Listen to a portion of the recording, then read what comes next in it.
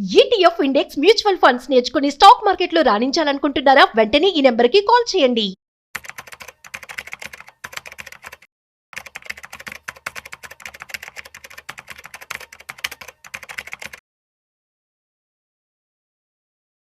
నమస్తే, welcome to Vishnu talks. నేను విష్ణు, ప్రస్తుతం నాతో పాటు స్టాక్ మార్కెట్ అనలిస్ట్ సుందరరామరెడ్డి గారు ఉన్నారు. వారితో మాట్లాడదాం. సార్ నమస్తే. సార్ నమస్తే అండి. Welcome back to Suman TV and welcome back to Vishnu talks.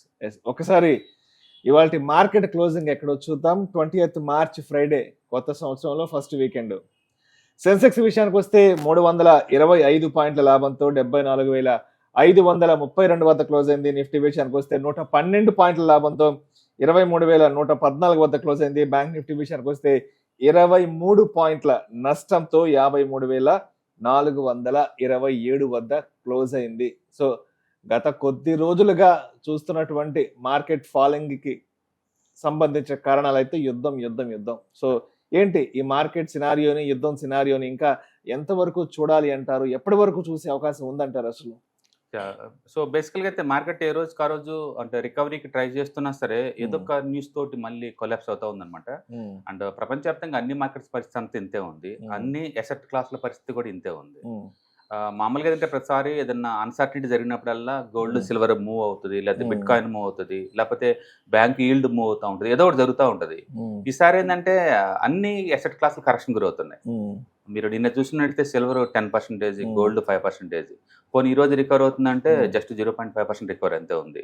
Even market ఈ రోజు గట్టిగా రికవరీకి ట్రై చేసినా సరే నిఫ్టీ ఒక పాయింట్ ఆఫ్ టైమ్ లో 300 పాయింట్స్ కి మూవ్ అయింది. సెన్సెక్స్ 1000 పాయింట్లు మూవ్ అయింది ఒక పాయింట్ ఆఫ్ టైమ్ లో, బట్ సస్టైన్ అవ్వలేదు అండ్ డ్రాప్ అవుతా ఉందన్నమాట. అండ్ ప్రైవేట్ బ్యాంక్స్ కొంచెం వీక్ గా ఉంటాం, వాటికి ఎక్కువ వెయిటేజ్ ఉంటాం ఒక కారణం అయితే. అండ్ వరల్డ్ వైడ్ న్యూస్ లో కూడా అంత బాగలేదు అనమాట. సో ప్రపంచవ్యాప్తంగా అన్ని మార్కెట్స్ కూడా ఈ వీక్ వరస్ట్ వీక్. అందరూ ఏంటంటే యుద్ధాన్ని లైట్ గా తీసుకున్నారు. అమెరికా తోటి ఇరాన్ యుద్ధం ఏమో అనుకున్నారు, కానీ అమెరికా వాళ్ళు ఇరాన్ మీద వేసిన బాంబులు వేసిన ప్రతిసారి ఇరాన్ వాళ్ళు చుట్టుపక్కల అన్ని దేశాల మీద బాంబులు వేసుకుంటారు. గల్ఫ్ కంట్రీస్ మీద ఎంత అంటే గల్ఫ్ కంట్రీస్ లో పాత ప్రొడక్టివిటీ మళ్ళీ బయటికి తీయాలంటే 4 to 5 years పట్టిద్దంట. అంత దారుణంగా వాళ్ళు ఇన్ఫ్రాస్ట్రక్చర్ మొత్తం పాడు చేశారనమాట. అందుకని ఏషియన్ మార్కెట్స్ అన్ని ఎక్కువ గల్ఫ్ మీద డిపెండ్ అవటం ఊహించుకోండి. అండ్ జపాన్ వాళ్ళు 95% ఆయిల్ ఇంపోర్ట్స్ మొత్తానికి గల్ఫ్ మీద డిపెండ్ అవుతారు. అండ్ ఇండియా వాళ్ళు టోటల్ 90% ఆయిల్ ఇంపోర్ట్స్ లో ఒక 50% గల్ఫ్ నుంచే డిపెండ్ అవుతారు. అట్లా వరల్డ్ వైడ్ గా ఎవరైతే గల్ఫ్ మీద బాగా డిపెండ్ అయ్యారో అవి బాగా క్రాష్ అయ్యాయి. ఇక దాంతో మిగతా రిపుల్ ఎఫెక్ట్స్ రాను ఏమవుతుందంటే వర్షాకాలం వస్తుంది, ఫర్టిలైజర్స్ ఉంటాయా లేవా, మాన్సూన్ వస్తుంది. గవర్నమెంట్ వాళ్ళు చెప్తున్నారు మా దగ్గర లాస్ట్ ఇయర్ తో పోల్చుకుంటే నిల్వలు బాగున్నాయని. ఈవెన్ గ్యాస్ కి ఇబ్బంది లేదు అంటున్నారు. మన ముందే చూస్తున్నాం హోటల్స్ ఎలా క్లోజ్ అవుతున్నాయి, బ్లాక్ లో సిలిండర్లు కొంటున్నారు. అవును, అందుకని అంటే సోషల్ మీడియాలో రిపోర్ట్స్ వేరేలాగా ఉన్నాయి, గవర్నమెంట్ అష్యూరెన్స్ వేరేలాగా ఉందన్నమాట. అందుకని గవర్నమెంట్ చెప్పే మాట లేదు, మార్కెట్ నమ్మటం లేదు, అది అన్నిటిని డిస్కౌంట్ చేసుకుంటా పోతుంది. అండ్ ఒక ఆయిల్ అండ్ గ్యాసే కాదు మిగతా ఇండస్ట్రీ మొత్తం కూడా కరెక్షన్ గురవుతున్నాయి. అండ్ ఆల్మోస్ట్ ఆల్ సెక్టర్స్ నిన్న చూసారు మీరు. ఆల్మోస్ట్ నిఫ్టీ ఒక సెన్సెక్స్ లాగా 800-900 పాయింట్లు పట్టడం అంటే సెన్సెక్స్ 2,500 పాయింట్లు సింగిల్ డే పట్టడం అంటే ఊహించుకోండి. ఈవెన్ వారు జరిగిన రోజు కూడా మార్కెట్ అంతగా పానిక్ అవ్వలేదు. రాను ఏంటంటే ఈ సైడ్ ఎఫెక్ట్స్ ఎక్కువ అవుతున్నాయి వరల్డ్ వైడ్ మార్కెట్స్ వల్ల, దాంతో కరెక్షన్ గ్రోత్ ఉంది. దాంతో హెచ్డిఎఫ్సి బ్యాంక్ ఇష్యూస్ కూడా ఒకటి. మొత్తానికి ఓవరాల్ మార్కెట్ ఈ రోజు ట్రై చేసింది అండ్ హైయర్ లెవెల్లో ప్రాఫిట్ బుకింగ్ జరిగి మళ్ళీ బ్యాక్ వచ్చేసింది. అంటే ఇవాళ మార్కెట్లు పాజిటివ్ గా గ్రీన్ లో క్లోజ్ అయ్యాయి, బట్ ఇది లాభాల మార్కెట్ ఏం కాదు, జస్ట్ రికవర్ అవ్వడానికి ట్రై చేస్తున్నాను అంతే. ఎందుకంటే మార్కెట్ మార్నింగ్ ఒక పాయింట్ ఆఫ్ టైమ్ లో మార్నింగే 300 పాయింట్స్ దాకా నిఫ్టీ వెళ్ళింది. బ్యాంక్ నిఫ్టీ 1.5 నుంచి మైనస్ లోకి వచ్చిందంటే మీరు ఊహించుకోండి. బ్యాంక్ నిఫ్టీ +1.5 నుంచి మళ్ళీ నెగిటివ్ వచ్చేసింది. అది అంటే హెచ్డిఎఫ్సి బ్యాంక్ ని ఈ రేడియో కొనడానికి ఎవరు సిద్ధంగా లేరు, ఓన్లీ ప్రైవేట్ బ్యాంక్స్ లీడ్ అవుతున్నాయి. సో ఈ రోజు మార్కెట్ లో బాగా లీడింగ్ లో ఉంది ఐటీ సెక్టర్ ఒకటి, ఫార్మా ఒకటి, అండ్ పబ్లిక్ సెక్టర్ బ్యాంక్స్ ఒకటి, అండ్ ఇలాంటి లీడింగ్ లో ఉన్నాయి. అండ్ బ్యాంకింగ్ ఏమి ఇంకా కంట్రిబ్యూట్ ఏం చేయట్లేదు, బట్ నిఫ్టీలో మేజర్ వెయిటేజ్ ఫైనాన్స్ సెక్టర్ అనమాట. దాంతో నిఫ్టీ అంతగా ముందు పోతున్నట్టు కనిపించడం లేదు. ఓవరాల్ గా ఏదన్నా కానీ ఈ week one of the worst week గా మిగిలిపోతుంది. అండ్ మార్చి మంత్ ట్రెడిషనల్ గా జనవరి ఫిబ్రవరి వరస్ట్ మంత్లే. మార్చి నుంచి ఎప్పుడైనా మార్కెట్లకు మంచి రోజులు వస్తాయి. అవును. రెండోది ఈ ట్యాక్స్ సేవర్ ఫండ్స్ అన్ని కూడా మార్చి ఎండింగ్ వీక్ కల్లా ఎంతకంత ఇన్వెస్ట్ చేస్తారు. బట్ ఈ సంవత్సరం 12 లక్షల వరకు ట్యాక్స్ ఎగ్జంప్షన్ ఉంది కాబట్టి ఎంతమంది ట్యాక్స్ ఎవర్ ఫండ్స్ కొంటారో మనకు ఐడియా లేదు. అండ్ మనం ఫైనల్ వీక్ లోకి వచ్చేసాము. నెక్స్ట్ వీక్ అట్లీస్ట్ మార్కెట్ ఒక 500 నుంచి 1000 పాయింట్లు రికవర్ అయితే ఏదో ఈ సంవత్సరం ఎండింగ్ లో కొంచెం పాజిటివ్ ఉంటుందేమో కానీ, లేకపోతే రీసెంట్ ఇయర్స్ లో one of the worst year కానీ మనం ఈ సంవత్సరం అనుకోవచ్చు. రైట్. అయితే లాస్ట్ 18 to 19 months గా మార్కెట్లు నెగిటివ్ రిటర్న్స్ ఇచ్చాయి.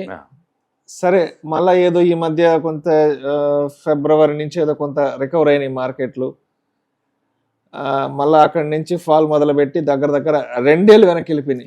అంటే 84-85 నుంచి సెన్సెక్స్ దగ్గర 74 వెళ్ళిపోయింది. దగ్గర 2023 నాటికి వెళ్ళిపోయినాయి.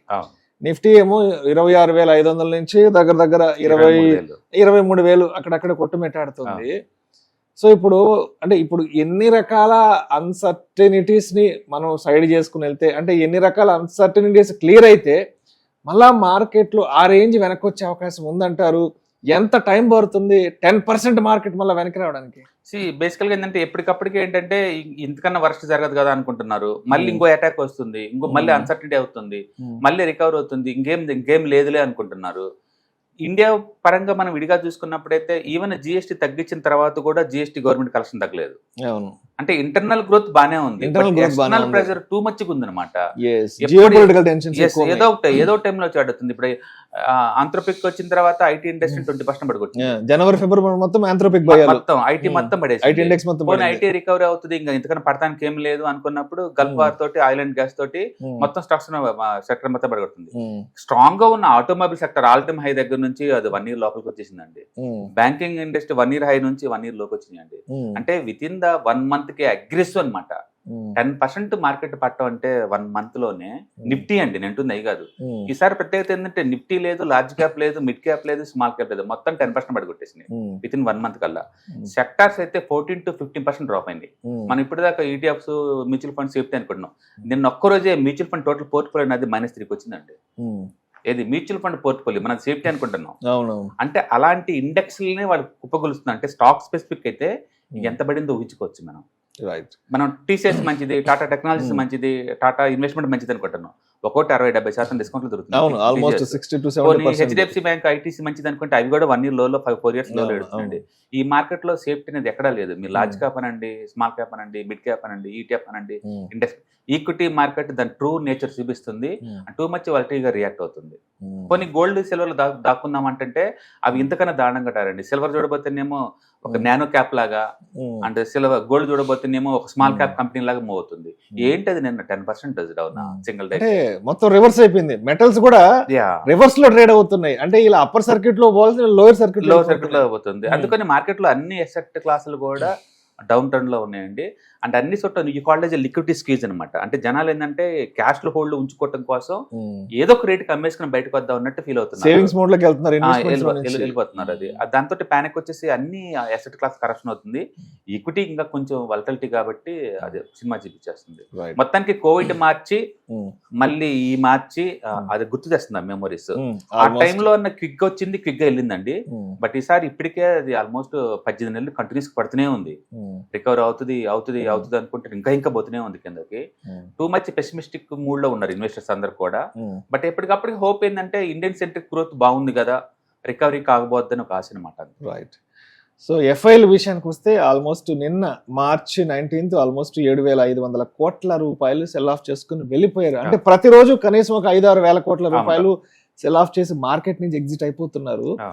సో అంటే మెయిన్ అంటే ఎక్కువగా ఏ సెక్టార్స్ నుంచి డబ్బులు వెనక్కి తీసుకుని వెళ్ళిపోతున్నారు, ఏ సెక్టార్స్ కి దూరంగా వెళ్ళిపోతున్నారు? బేసికల్ గా ఐటీలో వెరీ క్లియర్ కనబడుతుందండి. ఐటీ లాంటి మోడర్న్ సెక్టర్ నుంచి వాళ్ళు మొత్తం తీసేసుకుంటున్నారు అండ్ ఫినాన్స్ కూడా తగ్గించుకుంటున్నారు. అండ్ ఓవరాల్ గా ఈ జనవరి నుంచి ఇప్పటి వరకు ఆల్మోస్ట్ 90,000 కోట్లు వెనక్కి తీశారు. ఒకప్పుడు 1 year లో తీయాల్సిన అమౌంట్ ని ఇప్పుడు 3 నెలల్లో తీస్తున్నారు. లాస్ట్ ఇయర్ 3 లక్షల కోట్లు తీశారు. అంటే ఇక ముందు రోజుల్లో కూడా ఎఫ్ఐఎస్ వాళ్ళు సంవత్సరానికి ఒక 2 లక్షల నుంచి 3 లక్షల కోట్లు వెనక్కి తీసుకోవడం అనేది న్యూ నార్మల్ అయిపోద్ది. ఇంకా దాని గురించి మనం చెప్పుకోవాల్సిన అవసరం లేదు, అంటే వీడియోలు తీయాల్సిన అవసరం కూడా లేదు. అంటే డిఐఎస్ మొత్తం కలిపి ఇండియాలో 7 లక్షల కోట్లు పెడుతున్నారు లాస్ట్ 2 years నుంచి. వీళ్ళేమో 2 లక్షల కోట్ల నుంచి 3 లక్షల కోట్లు వెనక్కి తీసుకుంటున్నారు. ఎందుకు అంటే రూపాయి టూ మచ్ వీక్ ఉంది. రూపాయి ఇప్పుడు ఎంత ఉంది? ఆల్మోస్ట్ 93 దాటింది ఈ రోజు. 93 హిస్టారికల్ గా హైయెస్ట్ అది. అండ్ స్టాక్ మార్కెట్ లో కొన్ని పర్ఫార్మెన్స్ ఉందంటే అవి ఇయర్లీ నిఫ్టీ యావరేజ్ మీద 12 కంటే ఎక్కువ అవ్వదు. 12% కన్నా అది ఎక్కువ అవ్వదు. రూపీ ఏమో డిప్రిసియేషన్ ఏమో ఆల్మోస్ట్ 5 to 6% జరుగుతుంది. ఇంకా మిగిలిపోతుంది వాళ్ళకి, మిగిలినా కూడా ఒక 4 to 5%. ఆ 4 to 5% అమెరికాలో బాండ్స్ కొనుక్కున్న వాళ్ళకి దొరికిద్దండి. అందుకని వాళ్ళ సేఫ్టీ వాళ్ళు చూసుకుంటున్నారు. అందుకని ఎఫ్ఐఎస్ ఎందుకు అమ్ముతున్నారంటే వాళ్ళ సేఫ్టీగా అమెరికాలోనే 4 to 5% వస్తున్నప్పుడు ఇండియాలో ఇండియన్ రూపీలు ఇన్వెస్ట్ చేసేసి మళ్ళీ ఇట్లా రూపీ డిప్రిసియేషన్ తట్టుకొని గవర్నమెంట్ ట్యాక్సేషన్ తట్టుకొని లాస్లు తట్టుకోవాల్సిన అవసరం వాళ్ళకి లేదు. అందుకని వాళ్ళ చాయిస్ వాళ్ళకి ఉంది. బట్ స్టిల్ ఇండియన్ మార్కెట్ అంత గ్రౌండ్ ఫండమెంటల్ స్ట్రాంగ్ లేదంటే స్ట్రాంగ్ గానే ఉందండి. మళ్ళీ ఒక పక్క ఫండమెంటల్ స్ట్రాంగ్ గానే ఉంది, బట్ స్టిల్ మార్కెట్ ఇది అవుతుంది. ప్రాబ్లం ఎక్కడ వచ్చిందంటే గ్రోత్ ఓరియంటెడ్ కంపెనీస్ మొత్తం కూడా వాల్యూ బయింగ్ షిఫ్ట్ అయినప్పుడు ఇలాంటి ప్రాబ్లమ్స్ వస్తాయి. అంటే మనం గుర్తిస్తున్న కంపెనీ 30-40 PE ఉందనుకోండి, గ్రోత్ బాగానే ఉంటుంది, PE డ్రాప్ అవుతా ఉంటుంది, స్టాక్ ప్రైస్ కదలదు. మీరు ఐఆర్సిటీస్ తీసుకోండి, ఫండమెంటల్ వెరీ సౌండ్, స్టిల్ 3 సంవత్సరాలు 0 returns. DMart fundamental very sound, 4 years 0 return. And HDFC fundamental very sound, అది ఇయర్లీ ఆల్మోస్ట్ 90% గ్రోత్ ఉంది అండ్ 0 రిటర్న్ 5 years. ప్రతి స్టాక్ పరిస్థితి ఇదే ఉందన్నమాట. అందుకని ఇండియన్ మార్కెట్ మొత్తం లేదు, ఆ PE డీరేటింగ్ జరుగుతుంది ఇండియాలో బేసికల్ గా. బహుశా వరల్డ్ వైడ్ గా కొన్ని సార్లు కొన్ని ఇండెక్స్లు అలా అప్రూవ్ అవ్వాల్సింది అనుకుంటా. ఇండియాలో ఇప్పుడు అవుతుందేమో అనుకుంటా. హోప్ ఇండియాలో గ్రోత్ చాలా ఎక్కువ ఉంటుంది, పాపులేషన్ ఎక్కువ ఉంది కాబట్టి ఈ న్యూస్ అన్ని డిస్కౌంట్ చేసుకుంటూ ముందు బాధ్యత మనం అనుకుంటాం. రైట్. సో ఇప్పుడు మండే నాటికి మార్కెట్ ఎలా ఉంటుంది అనేది మనం ప్రిడిక్ట్ చేయలేం.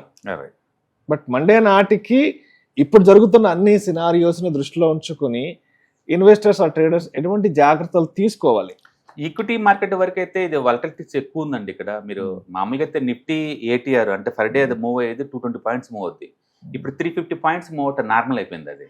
అంటే ఎటు పోయినా సరే మార్కెట్ నిఫ్టీ ఇటు వచ్చిన 350, ఇటు వచ్చిన 350 అటు ఇటు అవుతా ఉంది. బట్ ఈ టైంలో అచ్చం స్టాక్ స్పెసిఫిక్ యాక్షన్ తీసుకునే బదులు మనీ ఉన్న వాళ్ళందరూ ఏ మ్యూచువల్ ఫండ్స్, ETFs, SIP రూపంలో పెట్టుకున్నారు అనుకోండి, పట్టా పెద్ద పెయిన్ ఉండదు, పెరిగిన పెద్ద పెయిన్ ఉండదు. ఎందుకంటే mutual funds daily 2 to 3% drop అవుతుంది ఈ రోజుల్లో. స్టాక్ స్పెసిఫిక్ యాక్షన్ మీరు తీసుకున్నారు అనుకోండి, అది ఎందరో మధ్య మనకే తెలియదు. కాబట్టి ఇన్వెస్టర్స్ కొంచెం జాగ్రత్తగా ఉండొచ్చు, డిప్ అని బై చేసుకుంటూ పోవచ్చు. బట్ అదే టైంలో ఈ మార్కెట్ కి సపోర్ట్ 23,000 దగ్గర వచ్చింది మనం అనుకోకూడదు. ఎందుకంటే న్యూస్ ఫ్లో ఎంత స్ట్రాంగ్ నెగిటివ్ ఉంటే అంత ఎక్కువ రియాక్ట్ అవుతుంది అనమాట. అందుకని మండే మార్కెట్ గ్యాప్ డౌన్ అయినా పెద్ద ఆశ్చర్యం లేదు, గ్యాప్ అప్ అయినా ఆశ్చర్యం లేదు. ఒకటైతే నిజం, పడ్డ ప్రతిసారి ఇది ట్రై చేస్తుంది. మొన్న 3 రోజులు ట్రై చేసింది, నిన్న బ్యాడ్ న్యూస్ తోటి దన్మని ఆ 3 రోజులు గెయిన్స్ మొత్తం 1 రోజు లాస్ అయింది, మళ్ళీ ఈ రోజు ట్రై చేస్తుంది. అంటే మార్కెట్ ప్రతి స్టేజ్ లో ట్రై చేస్తుంది, ఎనఫ్ స్ట్రెంత్ లేక కుప్పకూలిపోతున్నాయి. అంటే HDFC బ్యాంక్ అంత డిస్కౌంట్ లో కూడా మళ్ళీ ఈ రోజు ఎవరు కొనాలి, -2 ఈ రోజు కూడా. నిన్న డిస్కౌంట్ అనుకోవట్లే వాళ్ళు.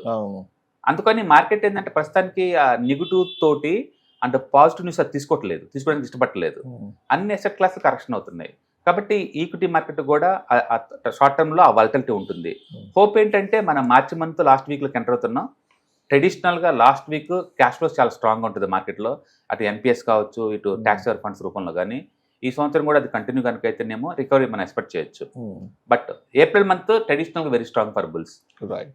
కాబట్టి మనం ఎండింగ్కి వచ్చాము మేము, అంటే పెయిన్కి ఎండింగ్ లో ఉన్నామేమో అనిపిస్తుంది నాకు. Thank you sir, thank you so much Sundara Rao గారు. హలో ఫ్రెండ్స్, ఫైనాన్షియల్ ఫ్రీడమ్ మీద వెబినార్ జరగబోతుంది. ఇది డైలీ 3 hours ఉంటుంది, 3 days ప్రోగ్రామ్.